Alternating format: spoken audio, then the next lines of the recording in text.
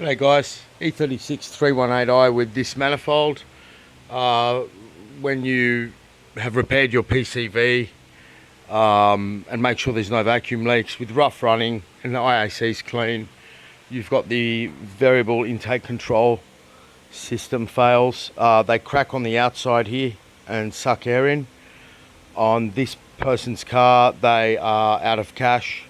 So I know it looks bad, but you cut that diaphragm lever and fill it with sealant, let it dry, super glue that shut, and a little bit of sealant around it, or a lot, and leave it disconnected as well. There's no engine light here anyway in Australia, so I think the US had an engine light.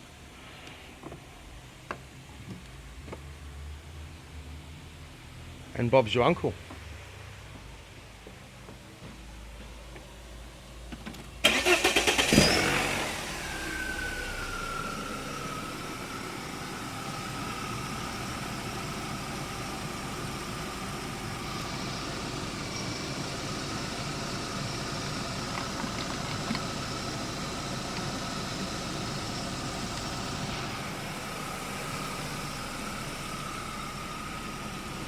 Okay, easy.